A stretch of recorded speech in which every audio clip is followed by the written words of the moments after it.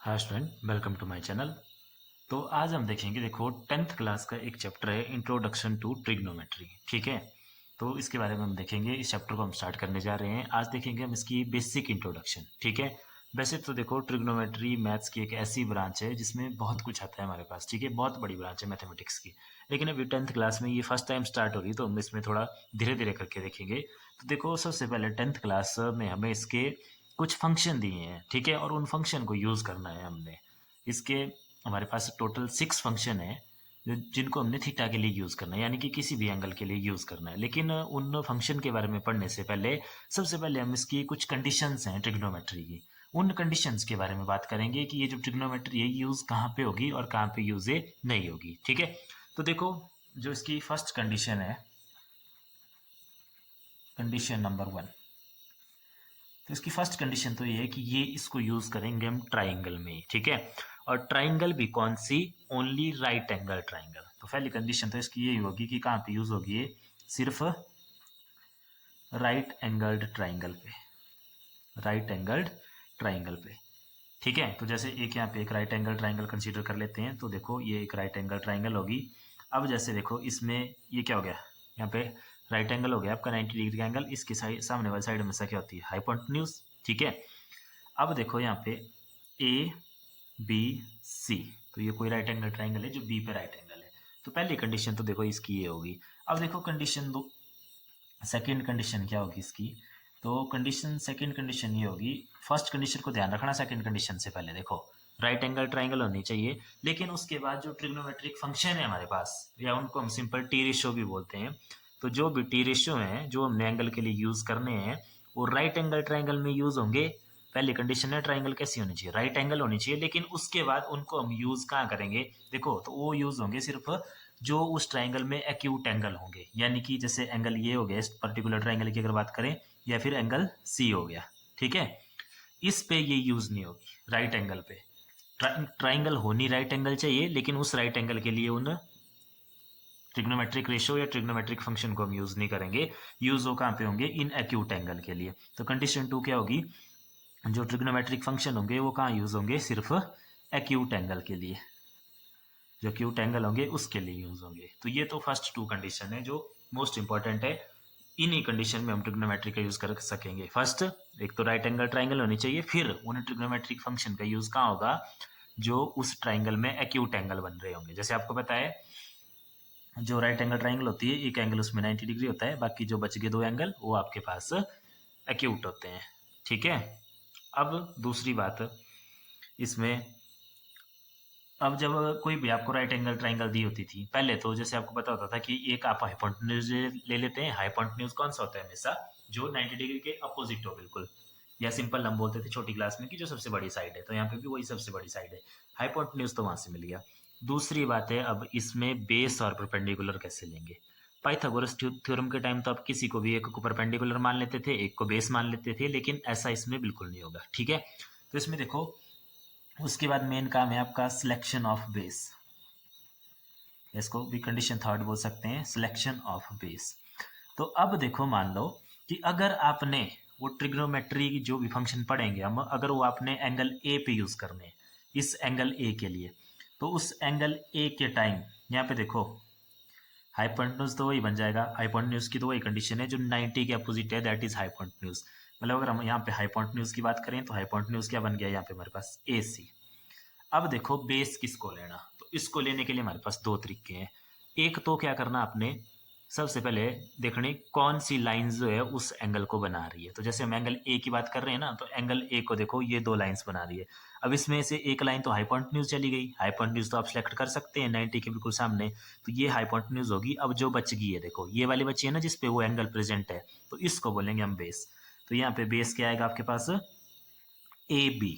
एक तरीका ये है बेस सिलेक्ट करने का, दोबारा से सुन लो क्या, उन लाइंस को फाइंड आउट करो जिन पे एंगल बन रहा है। तो जैसे हम एंगल ए की बात कर रहे थे, तो एंगल ये बन रहा है इन 2 लाइंस पे। अब इन लाइन में से एक लाइन या एक साइड ये पहले से हाइपोटेन्यूज हो चुकी है, कैसे? 90 के अपोजिट। तो जो दूसरी बच गई दैट इज बेस। ठीक है, और दूसरा तरीका बेस सिलेक्ट करने का वही है कि 90 के सामने हाइपोटेन्यूज होगा हमेशा, और जिस थीटा की हम बात कर रहे हैं उस थीटा के अपोजिट, उस थीटा के अपोजिट देखो ये नीचे वाला, ये हमेशा परपेंडिकुलर होगा। तो ये परपेंडिकुलर आ गया तो फिर ये बेस बच गया। तो दोनों तरीकों से आप कैसे भी निकाल सकते हैं।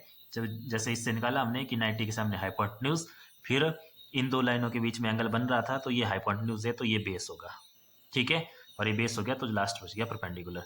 लेकिन देखो इसी ट्राइंगल में अगर हमने क्या करना है, इस ट्रिग्नोमेट्री के जो फंक्शन पढ़ने हैं अगर उनको हमने एंगल सी के लिए यूज करना है तो फिर एंगल सी कहाँ है, एंगल सी ये। तो फिर देखो उस टाइम हाइपोटेन्यूज कौन बनेगा, तो उस टाइम हाइपोटेन्यूज तो वही रहेगा जो 90 के सामने है, ए सी। लेकिन उस टाइम आपका बेस चेंज हो जाएगा। अब देखो बेस भी चेंज हो जाएगा, परपेंडिकुलर भी, ठीक है। बेस कौन बनेगा फिर, अब एंगल सी यहाँ बनना ना इन दोनों लाइंस पे, ये हाइपोटेन्यूज होगी तो अब ये हुआ आपका क्या, बेस।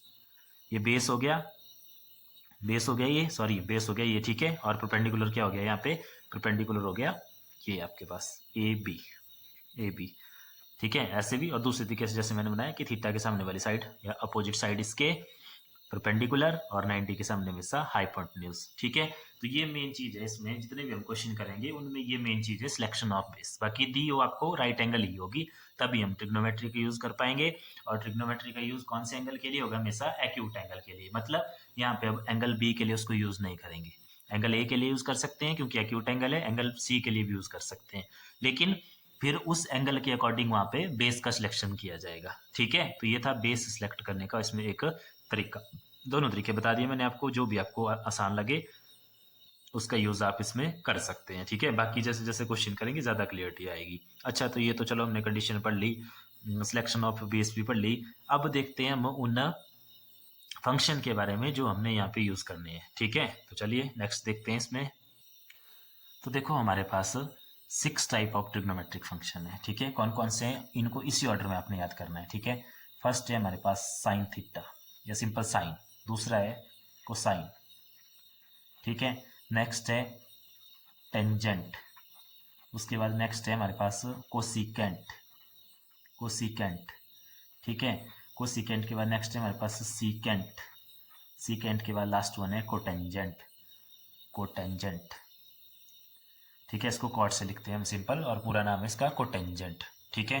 तो ये हो गया हमारे पास 6 फंक्शन, इनको इसी ऑर्डर में आपने याद करना है। जैसे कौन सा हो गया पहले हमारे पास sine, cosine, tangent, cosecant, secant and cotangent. Last one हो गया हमारे पास, अगर पूरा नाम लिखना तो कोटेंजेंट, ठीक है। अब देखो इनके फार्मूलाज क्या होंगे। ट्रिग्नोमेट्री में मेन इनके फार्मूलाज हैं, अगर आपने एक बार फार्मूला लर्न कर लिए तो बस फिर आप किसी भी एक्सरसाइज का कोई भी क्वेश्चन पकड़ लो बिल्कुल आसानी से हो जाएगा। और फार्मूले भी ऐसे इसके बिल्कुल टफ नहीं है, बिल्कुल आसान से फार्मूले हैं, ठीक है। तो चलो देखो इस भी हम एक एग्जाम्पल की हेल्प से समझते हैं। तो सबसे पहले तो देखो ये है इनके पूरे नाम, अब इनको हम शॉर्टकट में लिखते हैं। हम हमेशा साइन ऐसे नहीं लिखेंगे, साइन को हम सिंपल लिखते हैं, इसको लिखते हैं हम सिंपल साइन, SIN। कोसाइन को लिखते हैं हम कॉस, COS, कॉस, ठीक है। टेंजेंट को लिखते हैं हम tan theta, ten, TAN। Cosecant को लिखते हैं हम कोसेक, कोसेक। और सिकेंट को लिखते हैं हम सिकेंट, यस, SCC, सिकेंट पढ़ते हैं इसको, ठीक है, या सेक भी बोलते हैं। और लास्ट बच गया हमारे पास कोटेंजेंट जिसको बोलते हैं हम सिंपल कॉट, ठीक है। इतना क्लियर हो गया। तो ये फंक्शन हमारे पास आ गए हैं। अब देखो नेक्स्ट इनको अप्लाई कैसे करना है। तो अप्लाई करने के लिए तो कंडीशन अभी हमने पढ़ी है कि ट्राइंगल क्या होनी चाहिए, एक राइट एंगल होनी चाहिए, ठीक है। यहाँ पे राइट एंगल हो गया, जैसे मान लो ये ट्राइंगल है ABC। तो अब वही कंडीशन है कि बेस के इस 90 डिग्री के एंगल के सामने हमेशा क्या होगा, हाइपोटेन्यूज। अब देखो बात आती है सिलेक्शन ऑफ बेस की। तो बेस के लिए 2 कंडीशंस बनती है यहाँ पे, जो भी हमने फंक्शन पढ़े इनको हम ए पे भी अप्लाई कर सकते हैं और सी पे भी अप्लाई कर सकते हैं। तो मान लो इस टाइम हमने इनको ए पे अप्लाई करना है, ठीक है। मैं दोनों केस लेके बताऊंगा। जैसे इस टाइम हमने इनको अप्लाई करना है ए पे, ठीक है। तो अब देखो 90 डिग्री के सामने हाइपोटेन्यूज, फिर इन 2 लाइन के बीच में एंगल बन रहा है तो ये हाइपोटेन्यूज होगी, ये क्या हो गया, बेस हो गया। या दूसरे तरीके से मैंने बताया है एंगल के अपोजिट हमेशा परपेंडिकुलर। तो इस ट्राइंगल में बेस आ गया, ये परपेंडिकुलर आ गया ये, जब हमने ये फंक्शन अप्लाई करने हैं एंगल ए पे, ठीक है। इसी को दूसरी इससे देखते हैं, इसी सेम ट्राइंगल को लेते हैं। यहाँ पे देखो सेम यही लिया हमने ट्राइंगल, ठीक है।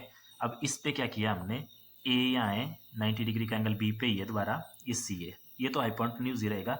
लेकिन अब हमने अप्लाई करना है इसको क्योंकि दूसरा एक्यूट एंगल है यहाँ पे सी पे भी हम इनको अप्लाई कर सकते हैं। ठीक है, तो जब सी पे होगा तो देखो दोबारा ये हाइपोटेन्यूज, इसके सामने परपेंडिकुलर, और ये क्या हो गया आपके पास बेस हो गया। ठीक है, दोबारा वैसे ही हाइपोटेन्यूज और बेस, हाइपोटेन्यूज और ये वाली लाइन, इन दोनों लाइंस पे बन रहा है ना ये एंगल, तो ये हाइपोटेन्यूज होगी तो ये बेस हो गया। ठीक है, एक तरीका से, नहीं तो दूसरा क्या है, इस एक्यूट एंगल के सामने में सब परपेंडिकुलर होगा। तो ये ऐसे सिलेक्ट कर लिए। अब देखो जैसे मान लो यहाँ पे हम साइन ए के लिए लगा रहे हैं, सारे के सारे फंक्शन ए के लिए, कॉस ए भी निकालना है हमने, साइन ए भी निकालना, टेंजेंट ए भी निकालना, कोसिकेंट ए भी निकालना, सिकेंट ए भी निकालना, कोटेंजेंट ए भी निकालना है। ठीक है, तो इनके लिए क्या फॉर्मूले होंगे, तो इनके लिए देखो क्या फॉर्मूले रहते हैं हमारे पास, उसको मैं आपको बिल्कुल सिंपल तरीके से बताएंगे। इनके फॉर्मूले होते हैं हमारे पास, देखो ये लिख रहा हूँ मैं यहाँ पे,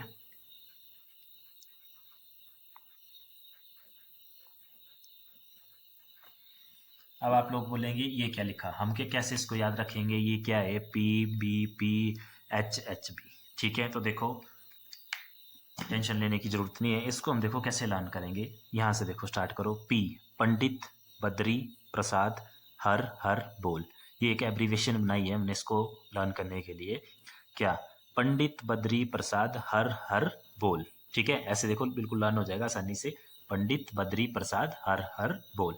फिर इस पे आपने ऐसे लाइन लगा दी, लगा दी ना लाइन। अब देखो फर्स्ट में चढ़ना यहाँ से नीचे वाली साइड, नीचे वाली साइड चढ़ना, तो क्या आया हमारे पास फर्स्ट के लिए, ये सिंपल ये वाला, ये फर्स्ट P अपॉन एच, तो ये होगा जो फर्स्ट वाला थीटा है हमारे पास। लेकिन उसके लिए ध्यान रखना ये ऑर्डर आपको पता होना चाहिए कि पहले में कौन सा होता है साइन थीटा, फिर क्या होता है कॉस थीटा, टेंजेंट थीटा या ए, थीटा मतलब एंगल। ठीक है, थीटा से जैसे ये यहाँ पे हम क्या लिख सकते हैं, इसको थीटा भी लिख सकते हैं। ठीक है, तो जैसे साइन ए का फॉर्मूला क्या होगा, देखो यहाँ से P अपॉन एच। ठीक है, ये फर्स्ट का आ गया। और उसी तरह से देखो ये जो सेकंड होगा ये कॉस होगा, तो कॉस क्या हो गया, बी अपॉन एच, दोबारा ऊपर से नीचे के लिए चलेंगे, बी अपॉन एच कॉस हो गया। थर्ड ये हो गया देखो क्या, P upon B, P upon B. ठीक है, और अब कोसिकेंट, अब फोर्थ के लिए चलना, तो देखो ध्यान से देख लो, फर्स्ट के लिए नीचे, यहाँ भी सेकंड में, थर्ड में, फोर्थ में अब यहाँ से चलना ऊपर वाली साइड को, ऐसे ऊपर वाली साइड को, तो क्या है पहले एच, ऊपर क्या है पी, तो क्या आ गया फॉर्मूला एच अपॉन पी। वैसे ही सेम फिफ्थ के लिए यहाँ से चलना ऊपर वाली साइड, तो ये क्या आ गया हमारे पास एच अपॉन बी, और लास्ट वन जो लास्ट है उसमें नीचे से ऊपर वाली साइड, तो ये आ गया बी अपॉन पी। ठीक है, इतना एक बार देखो दोबारा से समझ लो फॉर्मूला कैसे लर्न करना, पंडित बद्री प्रसाद हर हर बोल। फिर पहले वाले के लिए यहाँ से चलना ऊपर से नीचे वाली साइड, P अपॉन एच, दूसरे वाला B अपॉन एच, तीसरे वाला P अपॉन बी, फिर जो चौथे वाला है H अपॉन पी। ठीक है, पांचवा H अपॉन बी और B अपॉन पी। और ये ऑर्डर आपको याद होना चाहिए कि पहले नंबर पे साइन होता है, फिर कॉस होता है, फिर टेन, फिर कोसिकेंट, फिर सिकेंट, फिर कोटेंजेंट। क्लियर हो गया। तो अब देखो जब हम साइन ए के लिए निकाल रहे थे, फॉर्मूले तो सभी के लिए ऐसे रहेंगे, चाहे साइन ए के लिए निकालो चाहे साइन सी के लिए निकालो। ठीक है, सभी के लिए देखेंगे हम स्टेप बाय स्टेप। तो देखो साइन ए, अब ए है देखो ए यहाँ पे। ठीक है, तो इस ट्राइंगल के टाइम देखो पी का मतलब क्या है, पी का मतलब परपेंडिकुलर है, एच का हाइपोटेन्यूज है, बी का बेस है। ठीक है, तो पी क्या है यहाँ पे, ए है देखो पी, बी सी, तो यहाँ पे आ गया बी सी अपॉन एच क्या है, एच ए सी है, तो यह आ गया बी सी अपॉन ए सी। उसी तरह से कॉस के लिए कर दो apply, B upon H that is base upon hypotenuse, base क्या है यहाँ पे ए बी, तो ये हो गया ए बी अपॉन हाइपोटेन्यूज क्या है हमारे पास ए सी, तो ये ए सी हो गया। टेंजेंट के लिए, तो टेंजेंट क्या है हमारे पास देखो परपेंडिकुलर अपॉन बेस, परपेंडिकुलर क्या है यहाँ पे बी सी, और बेस क्या है हमारे पास ए बी, तो ये टेंजेंट आ गया हमारे पास। ठीक है, फिर कोसिकेंट, तो कोसिकेंट है एच अपॉन पी, तो एच क्या है यहाँ पे ए सी, और पी क्या है हमारे पास बी सी, तो ए सी अपॉन बी सी आ गया। उसी तरह से नेक्स्ट है सिकेंट, तो सिकेंट क्या है एच अपॉन बी, एच क्या है हमारे पास hypotenuse that is A C, base क्या है ए बी। ठीक है इतना। उसके बाद लास्ट है कॉटे, कॉटे क्या है हमारे पास पी अपॉन बी, तो पी क्या है हमारे पास, सॉरी बी अपॉन पी है, तो बी क्या है हमारे पास base that is A B, तो ए बी अपॉन परपेंडिकुलर है यहाँ पे बी सी। ठीक है इतना। ठीक है, तो ये हुआ देखो साइन ए के लिए। अब भी देखो जो हमने साइन सी के लिए जब इसको अप्लाई करना, तो साइन सी के लिए हमने इसी ट्राइंगल को यहाँ पे बनाया हुआ है, देखो बिल्कुल सिंपल करके। फॉर्मूले यही रहेंगे दोबारा, फॉर्मूले दोबारा यही रहेंगे। कैसे? जैसे देखो, अगर हम इसमें साइन सी के लिए अप्लाई करें, ये था साइन ए के लिए, ये साइन सी के लिए, ठीक है। साइन सी के लिए फॉर्मूला तो दोबारा वही रहेगा, देखो ये वाला P upon H, but value change कर जाएगी। देखो क्योंकि अब इस टाइम परपेंडिकुलर ये वाली साइड है, यहाँ पे परपेंडिकुलर ये वाली साइड थी, तो यहाँ से वैल्यू आई ए बी अपॉन हाइपोटेन्यूज क्या आया ए सी, तो ये साइन सी की वैल्यू आ गई, ठीक है। ट्राइंगल देखो सेम ही थी, ये दोनों केस हमने इसी के लिए थे। तो जैसे जैसे एंगल चेंज हुआ, जैसे हमने ये एंगल लिया था तो उस टाइम वैल्यू कुछ और आई थी, जब हमने एंगल यहाँ पे लिया तो वैल्यू कुछ और आई, और यहाँ पे हम नहीं लेंगे क्योंकि हमने कंडीशन में पढ़ा है कि ट्राइंगल होनी जरूर चाहिए राइट एंगल, लेकिन फिर जो हमने ये फंक्शन पढ़ने, ये सिर्फ एक्यूट एंगल के लिए पढ़ने हैं। तो साइन सी ये हो गया। अब देखो कॉस सी के लिए अप्लाई कर दो यहाँ पे, तो कॉस सी के लिए जब आप फॉर्मूला अप्लाई करेंगे तो कॉस सी क्या होता है, देखो बी अपॉन एच, तो यहाँ पे बेस क्या है बी सी, और ये क्या आ गया हाइपोटेन्यूज आ गया एस सी। उसी तरह से बाकी फंक्शन भी निकाल लो इसके, तो बाकी फंक्शन देखो क्या आ जाएंगे, टेंजेंट ऑफ सी, टेंजेंट सी, तो टेंजेंट का फार्मूला, ये देखो फार्मूला तो वही रहेगा पी अपॉन बी, ऐसे लिख लो दोबारा, पंडित बद्री प्रसाद हर हर बोल। टेंजेंट तीसरा तो P upon B, perpendicular A B upon base क्या है बी सी है, ठीक है।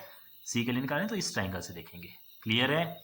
आप देखो जब क्वेश्चन आएगा तो क्वेश्चन में भी आपने दो ट्राइंगल बना लेनी इस तरह से अलग अलग, जब साइन ए की बात हो रही होगी या जिस भी एक्यूट एंगल की बात हो रही होगी तो उसके लिए उस ट्राइंगल से देखना, और दूसरे के लिए एक ही ट्राइंगल से भी आप कर सकते हैं, पर कंफ्यूज हो जाते हैं तो इसीलिए दूसरी ट्राइंगल बना ली, ठीक है।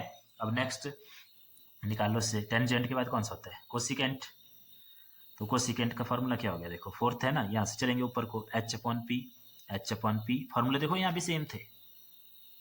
तो एच इस ट्राइंगल में क्या है, एच देखो ए सी है और पी क्या है ए बी है, तो ये हो गया आपके पास कोसिकेंट भी। अब उसके बाद नेक्स्ट कौन सा होता है सिकेंट सी, तो सिकेंट सी क्या होता है फॉर्मूला एच अपॉन बी, तो हाइपोटेन्यूज है यहाँ पे हमारे पास ए सी और बेस है बी सी, तो ये ए सी अपॉन बी सी आ गया। And last one is that is cot of C, sorry ठीक है कॉट ऑफ सी, तो cot of C base upon perpendicular, तो बेस है यहाँ पे बी सी और परपेंडिकुलर है ए बी, ठीक है। तो ये आपको थोड़ा सा क्लियर हो गया होगा कि देखो क्या है, कितने फंक्शन है मेनली 6 फंक्शन है, कौन कौन से, sine, cosine, tangent, cosecant, secant and cotangent, ठीक है। तो इनका फॉर्मूले क्या है, एक ही फॉर्मूला है पंडित बद्री प्रसाद हर हर बोल, इसी से हमने ये सारे फाइंड आउट करने हैं। बस मेन वही है कि राइट एंगल ट्राइंगल में बेस और परपेंडिकुलर का सिलेक्शन, ठीक है। तो वो किस बेस पे करना है, जहाँ पे एंगल है, जैसे यहाँ ए की बात कर रहे थे तो देखो ए है ये, तो अब इस लाइन पे ये हाइपोटेन्यूज है इस साइड, तो ये बच गया हमारे पास बेस इस साइड, तो ये इस तरह से सिलेक्ट करना है आपने। तो देखो ये तो हो गया हमारे पास ट्रिग्नोमेट्रिक फंक्शन के बारे में बेसिक आइडिया। अब देखो एक चीज़ का आपने और ध्यान रखना, जैसे हम इस साइन ए को देखो इस एंगल के लिए पढ़ रहे थे ना, अब हो सकता है कि इस एंगल को हमने किसी साइन से रिप्रेजेंट कर दिया और इसको मेन हम थीटा से रिप्रेजेंट करते हैं, ये वाला साइन देखो ऐसे, ये इसको पढ़ते हैं थीटा, तो जब इसको थीटा से यहाँ पे रिप्रेजेंट कर दिया है तो फिर हो सकता है हमने यहाँ पे साइन ए की जगह हम क्या लिख सकते हैं फिर साइन थीटा, उसी तरह से cos theta, tangent theta, cosecant theta, ठीक है। तो उसमें कंफ्यूज नहीं होना है आपने, क्योंकि ए पे बनना था ना एंगल, उसी एंगल को नाम फिर हमने एक थीटा दे दिया। उसी तरह से यहाँ पे भी अगर मान लो क्वेश्चन इस तरह से, वहाँ पे फिर अगर थीटा इधर नाम दिया तो फिर इसको हम लिख सकते हैं साइन थीटा कॉस थीटा, लेकिन जहाँ पे वो थीटा बना है उसी के अकॉर्डिंग बेस और परपेंडिकुलर वो वैसे सिलेक्ट करने हैं, ठीक है। अब देखो ये तो थे हमारे पास बेसिक फंक्शन या जो भी ट्रिग्नोमेट्रिक फंक्शन थे उनके बारे में बेसिक सा आइडिया। अब हम थोड़ा सा आइडिया ले लेते हैं इस एक्सरसाइज का, जो इसकी फर्स्ट एक्सरसाइज है एक्सरसाइज 8.1 की, उसमें आपको किस तरह के क्वेश्चन दिखने को मिलेंगे, ठीक है। तो देखो 8.1 पे आपको जो मेनली जो क्वेश्चन देखने को मिलेंगे, उन क्वेश्चन में आपको एक ट्राइंगल दी होगी, और कौन सी ट्राइंगल दी होगी, राइट एंगल ट्राइंगल, ठीक है। मतलब एक टाइप के ऐसे क्वेश्चन होंगे जिनमें एक राइट एंगल ट्राइंगल दी होगी इस तरह से, बट अब जैसे 10th क्लास में है तो ऐसा तो होगा नहीं कि वो ट्राइंगल की पूरी कंप्लीट इन्फॉर्मेशन दे दी और आपको सिंपल ये फंक्शन बोले होंगे निकालने को। वहाँ पे हो सकता है जैसे मान लो इस तरह से एक राइट एंगल ट्राइंगल दी है, तो देखते ही इस ट्राइंगल के आपको पता लग गया कि ये जो आपका 90 डिग्री का एंगल है इसके सामने क्या होगा हाइपोटेन्यूज। अब जैसे मान लो इसके नाम दिए हैं ऐसे ए बी सी, अब ये ट्रायंगल दी होगी। अब मान लो इसमें कोई दो साइड की वैल्यू दी होगी आपको, जैसे मान लो यहाँ पे इसकी वैल्यू दे दी है 4 और इसकी वैल्यू दे दी है आपको 3। ठीक है, और बोला हुआ है कि इसमें जैसे मान लो अगर बोला हुआ है साइन सी निकालो, या सी के लिए फंक्शन बोले हैं, ए के लिए फंक्शन बोले हैं, ठीक है, कोई भी निकाल सकते हैं। उन्हीं के अकॉर्डिंग हमने क्या बनाना है, उन्हीं के अकॉर्डिंग हमने बेस और परपेंडिकुलर बनाना है, बाकी हाइपोटेन्यूज तो यही रहेगा। लेकिन देखो अब आपको पता है कि इन फंक्शन को निकालने के लिए जो हमारा फॉर्मूला यूज होता है वो क्या था, पंडित बद्री प्रसाद हर हर बोल। तो उसमें देखो परपेंडिकुलर भी यूज होता है, हाइपोटेन्यूज भी और बेस भी, लेकिन यहाँ पे हमारे पास दो ही साइड है, तीसरी साइड नहीं है। तो पहले ये तीसरी साइड आपको फाइंड आउट करनी होगी वहां पे। तो देखो इस तीसरी साइड को आप कैसे फाइंड आउट करेंगे, तो अब देखो राइट एंगल ट्राइंगल है ये, तो राइट एंगल ट्राइंगल के लिए हम पीजीटी यानी कि पाइथागोरस थ्योरम का यूज करेंगे। तो उसमें आप लोग यूजिंग पाइथागोरस थ्योरम, जो कि क्या बोलती है, हाइपोटेन्यूज का square is equal to base square plus perpendicular का स्क्वायर। अब देखो यहाँ पे कंफ्यूज नहीं होना कि किसको बेस लें किसको परपेंडिकुलर लें, वो है ट्रिग्नोमेट्रिक फंक्शन जब लगाने हैं तब बेस और परपेंडिकुलर की सिलेक्शन इंपॉर्टेंट। यहाँ पे जब आप वो लगाते हैं पाइथागोरस थ्योरम तो उसमें कोई मैटर नहीं करता, किसी को बेस ले सकते हैं, किसी को भी आप परपेंडिकुलर ले सकते हैं। ठीक है, जैसे मान लो एंगल यहाँ पे है ना, तो ए के अकॉर्डिंग क्या आएगा, देखो इस एंगल के ये साथ वाली साइड एक हाइपोटेन्यूज है, दूसरी क्या होती है बेस, और इसके अपोजिट क्या होता है परपेंडिकुलर। ठीक है, तो इन्हीं को आप हाइपोटेन्यूज के लिए ले सकते हैं। जैसे देखो यहाँ से क्या हो जाएगा, ऐसे एच स्क्वायर की वैल्यू, बेस कितना है यहाँ पे 3 स्क्वायर प्लस परपेंडिकुलर कितना है 4 स्क्वायर, तो कर दो solve, H square is equal to 9 plus 16 कितना हो गया, H square is equal to 25, और एच कितना हो गया हमारे पास अंडर रूट ऑफ 25, तो वैल्यू है कि हमारे पास सिंपल 5। ठीक है इतना। तो अब देखो इसमें क्या करना हम लोगों ने, यहाँ पे प्लस माइनस 5 नहीं लेना, सीधा 5 ही लेना, क्योंकि लेंथ निकाल रहे हैं, लेंथ ऑलवेज पॉजिटिव। ठीक है, तो अब आगे इसकी वैल्यू 5। अब आप कोई सा भी फंक्शन लगा लो, जैसे मान लो यहाँ पे पूछा हुआ है साइन ए, साइन ए अगर पूछा हुआ है तो ए पे एंगल बना हुआ है, तो साइन ए का फॉर्मूला क्या होता है, perpendicular upon hypotenuse, value put कर दो, देखो परपेंडिकुलर की वैल्यू ये है 4, 4 है ना, तो 4 और हाइपोटेन्यूज की निकाली अभी हमने 5, तो ये आएगी साइन ए की। लेकिन देखो ध्यान से पूछा होगा अगर साइन सी, तो ये बेस तो हमने बनाया है साइन ए के अकॉर्डिंग, ठीक है, मतलब ए के अकॉर्डिंग। तो साइन सी के लिए क्या करना, दोबारा से उस डायग्राम को बना लेना फटाफट, ऐसे ऐसे डायग्राम बना लिया दोबारा से। ये क्या है, A B C, B C की लेंथ कितनी है 4 और ए बी की लेंथ कितनी है 3, ए सी की लेंथ कितनी है 5 है। यहाँ पे 90 डिग्री का एंगल है तो हाइपोटेन्यूज तो हमेशा ही रहेगा 90 के सामने। लेकिन अब किस एंगल की बात कर रहे हैं हम, सी की, तो सी पे एंगल बना लिया, और देखो अब बेस कौन सा आएगा, ये ना एंगल यहाँ पे, ये हाइपोटेन्यूज है इधर, तो ये कौन सा हो गया नीचे आपके पास बेस हो गया। ठीक है, मैंने बताया है ना कि एंगल ढूंढना, फिर जी जो दो लाइनें एंगल बना रही है उनमें एक हाइपोटेन्यूज होती है, हाइपोटेन्यूज का पता आपको 90 के सामने से लग जाएगा, जो दूसरी बच गई वो बेस, और इसके बिल्कुल अपोजिट या जो तीसरी लाइन बच गई दैट इज परपेंडिकुलर। तो साइन सी की वैल्यू दोबारा क्या हो जाएगी, पंडित सॉरी इसी फॉर्मूले से पंडित बद्री प्रसाद हर हर बोल से पी अपॉन एच, तो यहाँ पे परपेंडिकुलर चेंज हो गया 3 एंड हाइपोटेन्यूज हो गया हमारे पास 5। ठीक है, क्लियर हो गया इतना। तो इस तरह से क्वेश्चन आए होंगे, या कुछ क्वेश्चन ऐसे आए होंगे देखो जहाँ पे उन ट्राइंगल की एक भी वैल्यू नहीं दी होगी आपको, ठीक है, कोई भी वैल्यू नहीं दी होगी, वहां पे डायरेक्ट बोला होगा आपको कि मान लो जैसे ऐसे बोला होगा, मान लो जैसे साइन ए की वैल्यू दी हुई है मान लो 3/5, साइन ए की वैल्यू दी हुई है 3/5। तो अब देखो यहां से आइडिया लेना, साइन लगा हुआ है एंगल ए पे, तो एक राइट एंगल ट्राइंगल बना लेनी, लेकिन ध्यान रखना उसका जो ए पॉइंट है वो एक्यूट बनाना, या तो यहाँ बना लेना या फिर यहाँ बना लेना। जैसे यहाँ बना लिया तो इसको फिर बी नाम दे दिया, इसको सी नाम दे दिया, ये 90 डिग्री हो गया, ये हाइपोटेन्यूज हो गया। अब ये है ना एंगल बना हुआ यहाँ इस पॉइंट पे, तो ये क्या हो गया बेस, और ये क्या हो गया हमारे पास परपेंडिकुलर। अब जो दिया है उसी की वैल्यू, जैसे साइन ए दिया हुआ है तो साइन का formula sine A is equal to, जो दिया वो इक्वेशन नंबर 1 होगी, साइन ए का फॉर्मूला क्या होता है देखो पी अपॉन एच, ये इक्वेशन नंबर 2 होगी। तो यहाँ से देखो इनको दोनों को कंपेयर करो, लेफ्ट हैंड साइड सेम है तो राइट हैंड साइड भी सेम होगी, उसका मतलब है पी अपॉन एच कितना हो जाएगा 3/5। तो यहाँ से हमें क्या मिल गया, देखो यहाँ से क्लियर हो गया कि पी की वैल्यू कितनी रही होगी 3 और एच की कितनी होगी 5, तो वहाँ से पी की मिल जाएगी देखो 3 और इस एच की मिल जाएगी 5, इसकी मिल गई 5।